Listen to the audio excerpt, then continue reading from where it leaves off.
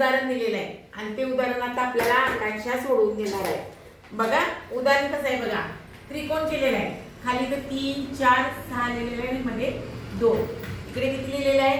7 8 2 28. इथं 8 12. आणि हे काय? प्रश्नचिन्ह.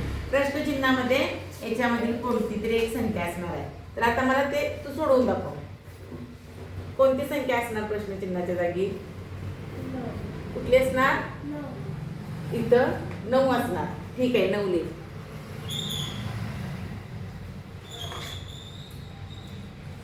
9. हा अकरा इंग्लिश मध्ये 9 असणार आहे. आता हे उत्तर तिचं बरोबर आहे. कसं आहे उत्तर? हे बरोबर आहे. पण तू कशा पद्धतीने सोडवली सांग तू मला.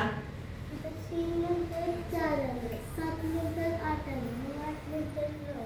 बघा तिनं तिच्या म्हणजे बाल सुलभतेने तिनं काय सांगितलं? इथे 3 नंतर 4 आहे, 4 आणि इथे 7 नंतर 8 आहे, 8 नंतर 9. म्हणून आता हे 9. काही वेळेला परीक्षेमध्ये हे म्हणजे कसं होतंय, आपण ज्या पद्धतीने करू आणि त्यामध्ये उत्तर जर बरोबर असेल तर उत्तर हे बरोबरच देतात. पण हिचे उत्तर बरोबर आहे. कसं आहे उत्तर? बरोबर आहे. पण हे अशा पद्धतीनं नाही. तर आता आपण गणितीय पद्धतीमध्ये बघायचं. बघा ह्या दोघांचा गुणाकार करा. ह्याचा गुणाकार 3 चौक 12. किती आलं?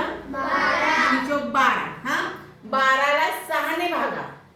6चा भाग 12ला 6 ने भागितलं तर किती येणार? 6 दुनी 12.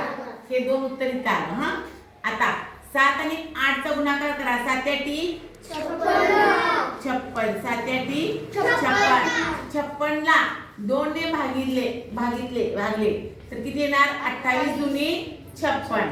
आता इथं बघा, इथं कुठला प्रश्नचिन्ह आहे? परत नाही काय, ह्या इथं आलेल्या प्रश्नचिन्हाच्या जागेवरती कुठली अशी संख्या आहे की ज्याचा 12 ने भाग केल्यानंतर 6 हे उत्तर येईल? तर आता पहिल्यांदा आपण बघायचं. 8 7 56. 56 भागिले 12 तर 6 येऊ शकत नाही.